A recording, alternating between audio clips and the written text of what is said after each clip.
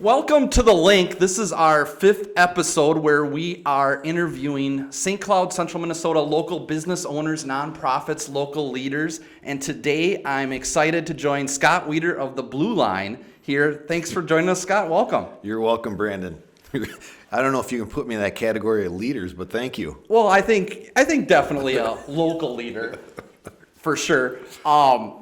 Thanks for taking your time. You just got back from a little bit of a trip, but itching to get back to work like I think most entrepreneurs are, right? You know, if I considered it work, I wouldn't be doing it. Right. To be honest. Well, you alluded to it. Let's just start there. I think the nature of the grind or the process in my industry also versus the actual seeing it as work makes it, you can work harder when it's not work, and the love of what you do. Maybe allude to what you were getting at there. Well, in my little area over at the Blueline, it's known as Widorisms, and one of them is if you're not happy with where you're going in the morning, you need to find somewhere else to go. Right. It's that simple. And I've been fortunate in my entire professional career.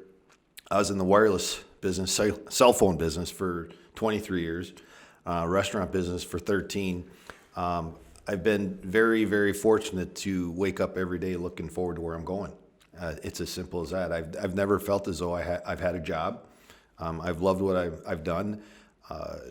The people around me, and it's like in any business, the team really makes or breaks the organization. And I've been fortunate enough to currently be on 2 great teams, and I've been a part of great teams in the past as well. Culture, right? That's what it's all about. It all starts on the ground floor. Yep. And I think I've noticed from whenever I walk in here, obviously the Blueline's located close proximity to where we are here. But when you walk in, the vast majority of the time, if not always, you're greeted with a warm welcome, smiling face. And I think, is that something you've been conscious to implement from the customer experience? That's very important. I think that's noticeable versus other restaurants. I'd like to think so, but it's not as direct as telling people to do it. It sounds cliché, but you lead by example. Yep. I still, to this day, have people remind me of 13 years ago when they walked in the Blueline and we had it. That I shook their hand and thanked them for coming in. And I just thought that was the right thing to do. It wasn't premeditated, it wasn't planned, but it's just being real, appreciating the fact that people have choices and they can go anywhere the hell they want. Yep. And they chose to come to our place.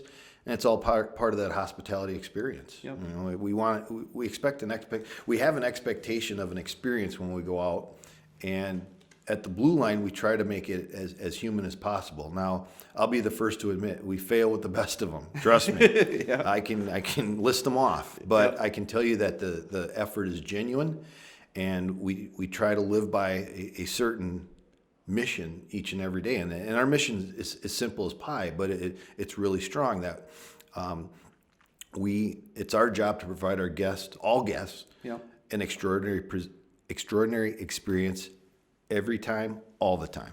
It's as simple as that. Yep. If we can knock that out of the park, we're doing really well. Well, and I think, and I'm speaking out of line, most certainly in the food industry, but I think the first knee-jerk reaction is you got to have great food, right? But I think from my perspective, that's almost a given, and that the reason people will continue, if the food's bad, no one's going to come back no matter what right? But I think you got to start there as that's a given, but what creates an environment where people want to come back is the overall experience, right? Exactly. It is. And food, you know, I compare it, and you can ask anybody on my team because they see this all the time. It's a 3-legged stool approach. And if you imagine a 3-legged stool, it needs all 3 legs to be solid to stand, right? Sure. Well, on the seat of that stool is the guest. 1 leg is service, 1 leg is food, and one leg is presentation. And when I say presentation, it's what the place looks like. Yep. If one of those legs breaks, that stool falls over and the guest experience is done. And so it's all of everybody that works at the Blueline, from the janitor to me, and all points in between, have control and or influence over all three aspects of this business.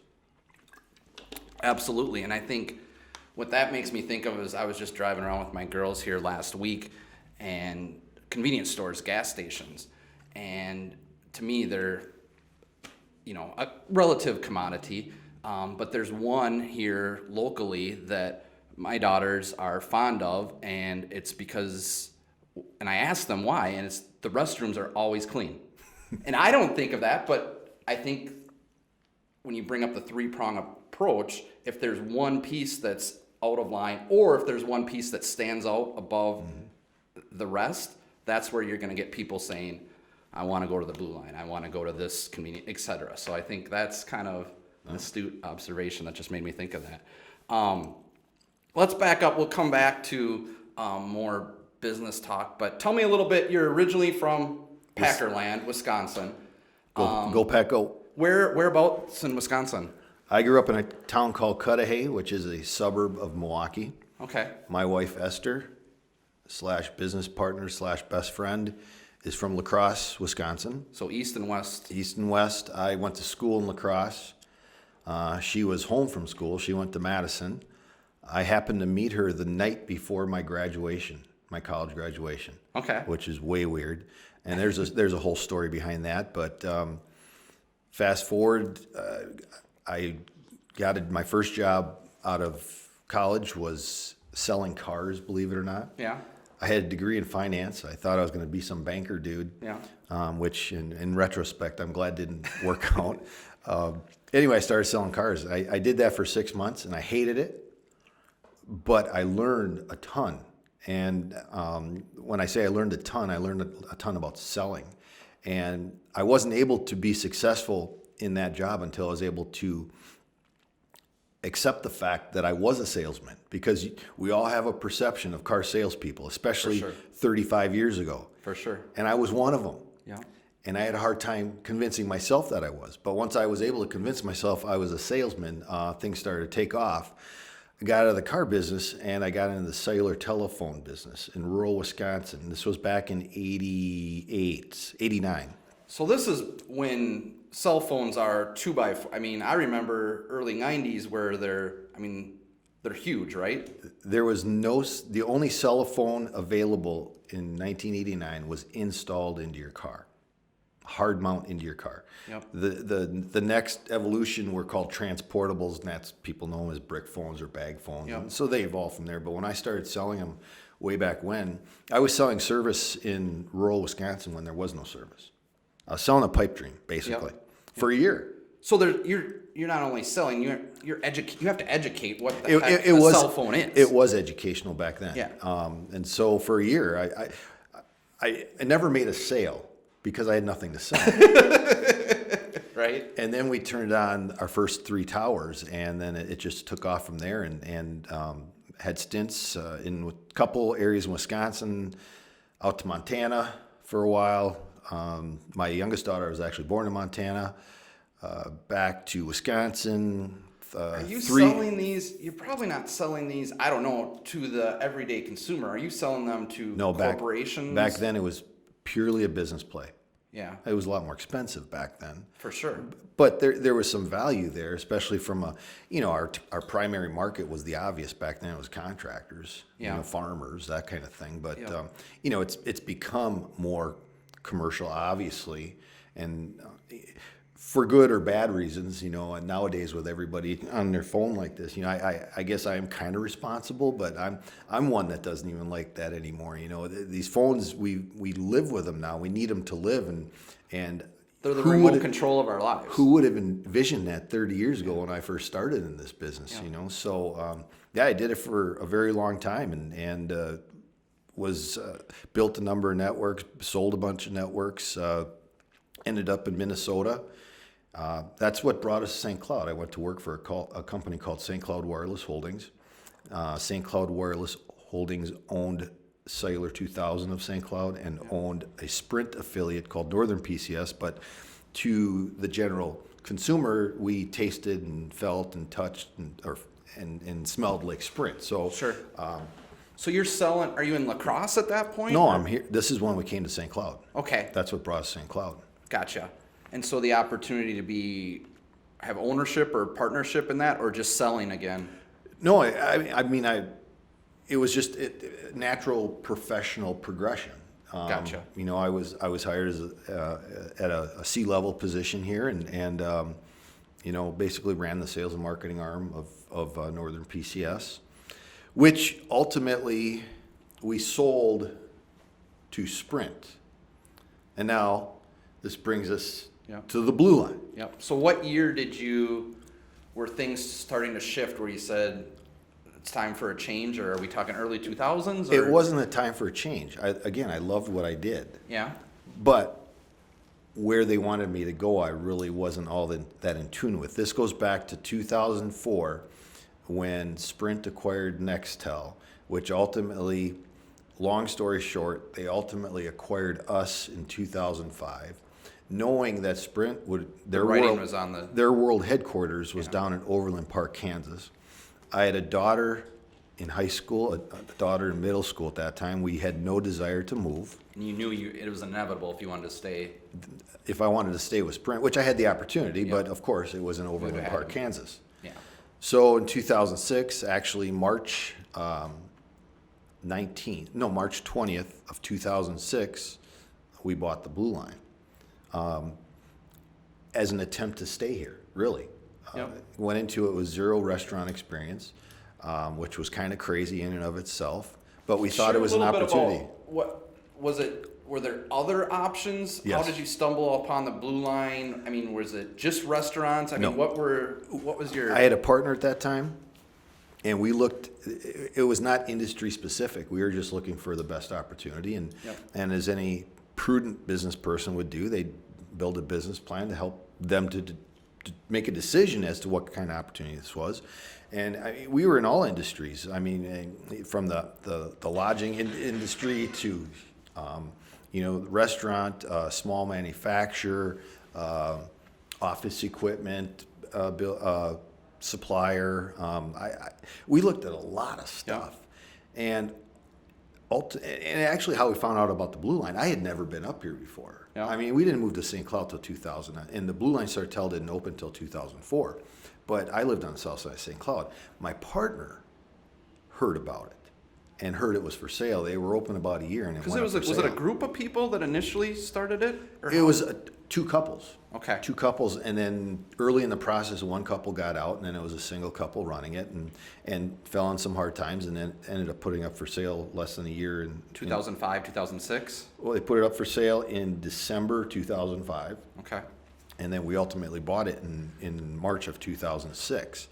And so that was an interesting time because I'm trying to learn the restaurant business, along with I was still working full time in the cell business. Yep.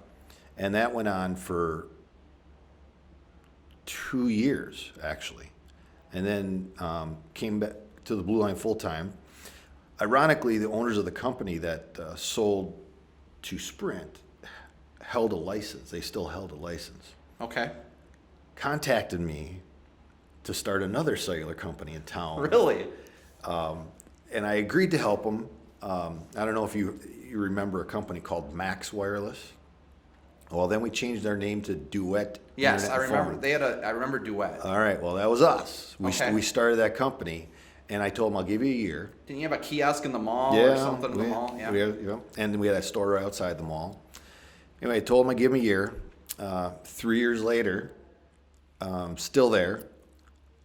During that time frame, we also opened up our second location, the Blueline South. Yes. So I got 2 restaurant gigs going and this wireless thing going on all at the same time, which, you know, something had to be suffering somewhere, but Right. nobody was brave enough to tell me where it was. Yeah. So anyway, I consider it my retirement date. November 30th, 2012, I retired from the cellular industry. And now we've got 2 So restaurants. you can focus and give your full attention to. Now I've got 2 restaurants, and that, you know, my wife and I take care of. We have a general manager up here in Sartell who is awesome, and Penny? Yep. And you know, the relationship between Esther and I is she kind of works in in the business, and I kind of work on. The worst part about having two is the fact that when we only had Sartell, I actually had 2 shifts a week behind the bar. I can't do that anymore, and I love that. Yeah. I really love doing that. I just don't have the time to do that anymore. Right. And so, now we're here today and having 2. I say successful restaurants because they're still open. People, I say, well, how are things going? And that's my response. We're still open. Yep. Because as you and I talked off camera before, we've had some issues here in town, and most recently, Old Chicago shutting down, Granite City declaring bankruptcy, and there's some other things happening in town that haven't been public yet. But the restaurant industry isn't as easy as everybody thinks. Well, what's your take on that from just a macro, maybe not, obviously not St. Cloud specific, but is it brand fatigue? Is it lack of focus on the consumer? Is it just more options? People eating out less? What's your gut feel just living it every day? People aren't eating out less. Yeah. The opportunity is still there. We could say locally, and when I pertains to the state, the political environment, our labor laws are not conducive to restaurant owners, specifically in Minnesota. We've just endured our 3rd minimum wage hike in 3 years. Yeah. The robust economy that we are enjoying right now has really dwindled the employment field. For sure. So it's getting tougher and tougher to find people to work. Yep. And we're in the commodity business. 1 week your hamburger could be $1.89 a pound, and the next week it's $2.39 a pound. Yep. And so it gets interesting in managing the margin. Yep. I think those are the big factors as to why some of these other players are having problems. I know for a fact there's restaurants from out of state that don't come to Minnesota because of the whole labor situation. We're at an unfair advantage in Minnesota. We're only one of 8 states which we don't have what's called a tip credit law. And what that says is basically a server has to make at the end of the minimum wage, wage plus tips. Sure. And if they don't make minimum wage, you have to make up up the that difference. Yep. Well, in Minnesota, they're minimum wage and tips on top of it.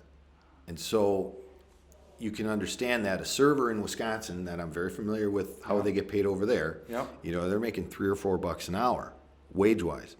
But they're clearing enough in tips where I know the owner or the corporation, whatever's running the option or running the outfit, isn't having to pay the difference. So you can understand in Minnesota we're paying $10 an hour, and in Wisconsin they're paying $4. That's a huge difference. And I've had conversations with some of our local lawmakers, and I'm not an advocate of bringing minimum wage down for servers to $4 or $5 an hour. But the people that really suffer in this game are the people that work really hard in the back of the house, your cooks. Those guys and gals work their tails off, making food the best they can, and not really reaping the rewards they should. And so, for my opinion, I didn't expect this conversation to go political in nature. It's really not. No. But I wouldn't, if something happened in Minnesota, which I certainly support, my payroll's not going down. My payroll's shifting. That's what's going to happen.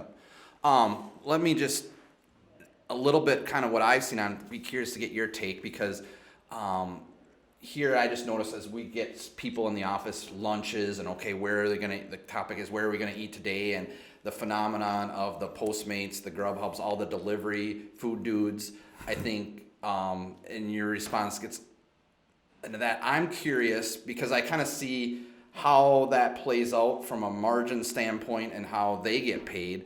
I'm just curious, to get your thoughts on the opportunity on maybe what you call, for lack of a better phrase, a virtual kitchen. Meaning, or if you've heard of this, someone's setting up a commercial kitchen and just having a brand. They don't have customers come in and it's just all delivery. So theoretically, they have a brand under a Mexican theme and they serve pizza. They make everything under and they're just strictly delivery.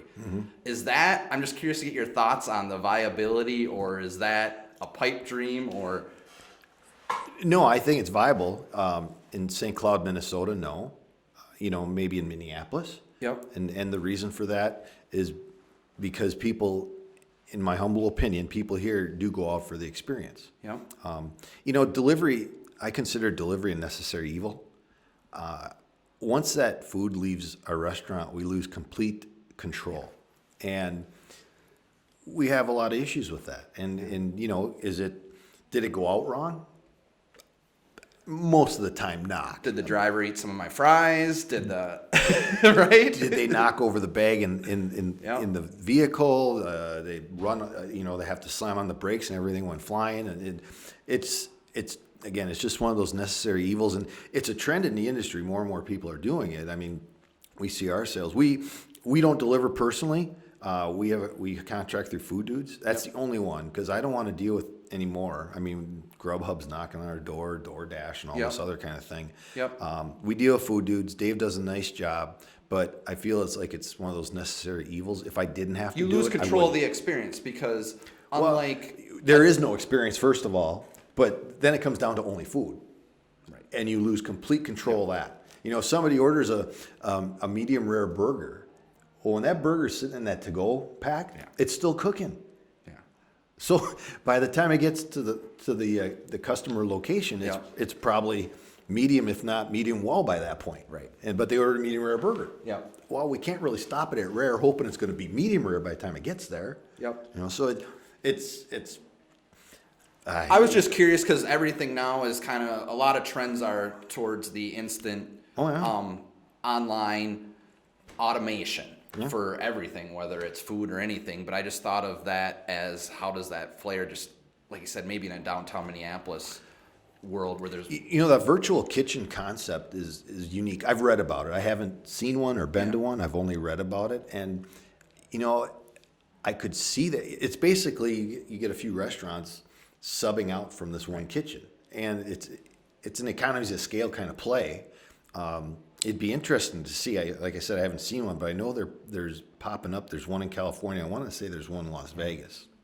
But I guess the jury's still out on that Yeah. deal. And it'll be interesting because I think as the consumer behavior gets more to just the use, they get used to just pushing a button and whatever they want arrives, if that translates into food or not. But Well, it does.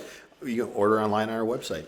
And it's Yeah. as simple as that. You can place an order. You don't have to call in. Just take you 30 seconds to place an order online and have it delivered by Food Dudes. Yep. Getting back to the Blueline specifically, I heard, this is probably a few years ago, you spoke, I believe it was a junior achievement banquet here in town, or fundraiser, just on the process of hiring. Does that ring, just kind of some of your interviewing? And I just found that, to me, it was very interesting. If you want to maybe, if that's... Are you talking about wearing your seatbelt question? Yes. Yeah, go there. Tell that story if you want. Well, it's, there's no magic to the interview, especially nowadays.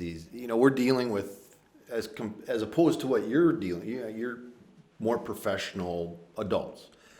Well, that's debatable, but... I'm assuming for Yeah, gotcha. No, I got it. But, we deal with younger folks, generally. Yeah. And these younger folks are getting smart. They know how to interview. And it's hard to see through them. And I think... Do you even do resumes anymore? Or do they even... I don't ask for Matter. one. Matter of fact, if you apply online at the Blueline, I don't even ask for where you used to work. Yeah. I just ask for the basics, and then we bring you in and sit you down and ask It's you just a some gut simple feel, questions. looking you eye in the eye, right? I mean... At the end of the day, that's really what it comes down to. There's certain characteristics you try to look for, and you referenced my discussion at junior achievement, but one of the questions I asked during the interview is, I ask them if they wear their seatbelt. I'm looking for a reaction. That's all I'm looking for. It's a stupid ass question. They're wondering where you're coming up with this. What do you know about them? But you're just looking for a reaction, and their reaction tells me a lot about them. So I've got certain questions like that. I'm just looking to see how they react. And, you know, there's some situational stuff too that we try to mix into the interview just to get a feel. You know, when they're the face of my business on a daily basis, I have to have a certain level of confidence that it's going to be taken care of to a certain degree. Right. And so we can't just be plopping anybody in there. And we've been fortunate. I mentioned earlier, we've got two great teams. The thing I'm most proud of is the tenure we have. You know, in the restaurant business, turnover is pretty high. Oh, I can't imagine. Well, our average tenure is 4.5 years, which is crazy. I just had Doris, who we love, retired last September. She was with us. She started at the Blueline the day it opened. Okay. Wow. I've got two guys here in Sartell right now, Steve, who our kitchen manager, and Rick works the kitchen and the bar. Been with me for 13 years. There's 5 people at Blueline South have been with us since we opened it, which was 7.5 years ago. And there's a number of people in that 4 to 7 year range. Sure. So, I'm most proud of that because people tend to stick around. They certainly aren't getting overpaid. You can ask any one of them. But it's a family business, and Esther and I. They obviously enjoy. Well, we treat them like family. It comes down to it's just pure mutual respect, and honesty. You hear so many horror stories in the restaurant business about leading with the iron fist and disrespectful sexual harassment and all this kind of crap. Sure. That's not us. You mentioned culture earlier. Our culture is real. It's value based. We try to be upfront and honest with everybody in our. Well, I shouldn't say try. We are in our business, and it's mutual respect. Go back to treating others the way you expect to be treated yourself. Yeah. It's that simple. And what you kind of touched on earlier, and the same in our industry, is shit happens. I mean, there's no way around it. It's just, I think if people can see your intent, to me, that's the biggest thing. And what you kind of alluded to was not necessarily how they answered what they answered to the question, how did they react, tells you a lot on that. And to me, intent is everything. Everyone makes mistakes. Everyone screws stuff up. What is the underlying intent? And I think that comes through to the customer. What are you going to do to make it right? Right. And then it gets down to authenticity. Is it just lip service, or are you genuinely concerned about their experience? So be real. I tell them all, be real. Yep. Simple as that. Yep. The restaurant industry's gotta be. You talk about being married, labor of love, and being married to. You have to enjoy it, and so I can't imagine late hours, closing bar time.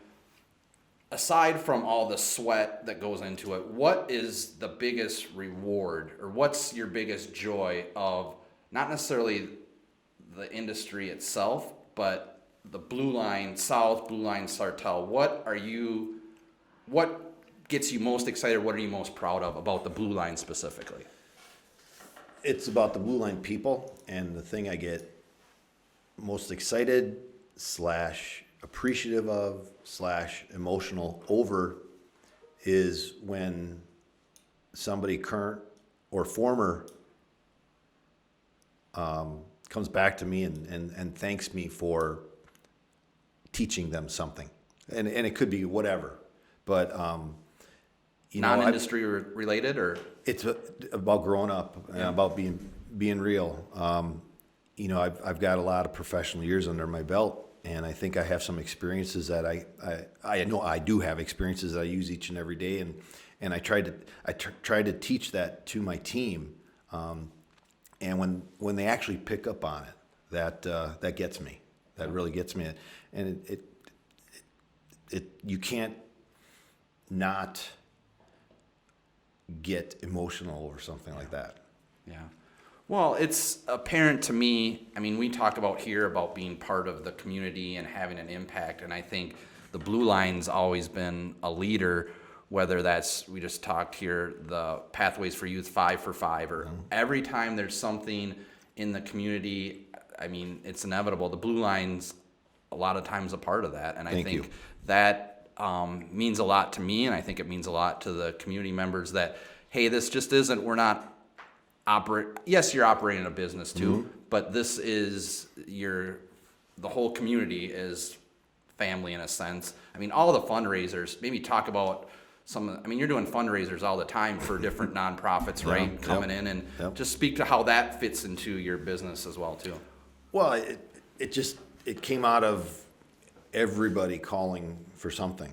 And to this day, we still pretty much give something to just about everyone. Yep. But, let's figure out how this can be mutually beneficial. And so it just an idea that we started, we take a not so busy night and turn it into a busy night. Yep. And then basically give away our margin. So, we schedule, I'm trying to think, we just had one with the Sartell Music Association last week. Yep. It was last week Monday, I believe it was Monday. And from 5 to 8, they advertise it to their network of friends, family, etc. Yep. So between 5 and 8, whoever came in and ate and drank, 20% of the gross went back to Sartell. And you do that a lot for a lot of organizations, right? We probably do at least 30 to 40 a year at each location. Wow. And that's just part of it. We're involved in a lot of other things too, but that's just how Esther and I are and have been. There's no hidden agenda. It's not some guerrilla marketing scheme of some sort. It's just, we got it. Let's give it. Yeah. I've always said if I got Miller Lite in my refrigerator and gas in my boat, that's really all I need. I don't need a lot. Yep. And so we generally Esther and I give quite a bit back.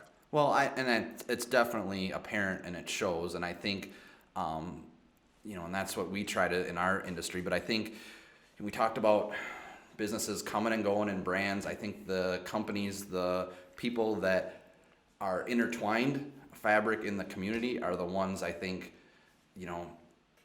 giving back. I think the community gives back to you by taking care of you as well too. And so I think that's what we've tried to model after, and it's apparent with you and Esther and the Blueline as well too. So thank you. Scott, thanks for coming in. It's been fun to get to know a little bit more about the Blueline.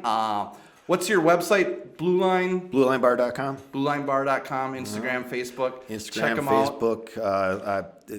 I don't do it, but it's out there. Trust me. Every once in a while we see your goofy videos. And we're going to be putting one together tonight. It's bingo night, so we're going to do a bingo night video. Cool. Blueline South, Roosevelt Road. Yep, County Road 75. County Road 75 and Blueline Sartell, intersection is 2nd and Pinecone. Right next to VoigtJohnson. There you go. Thanks, guys.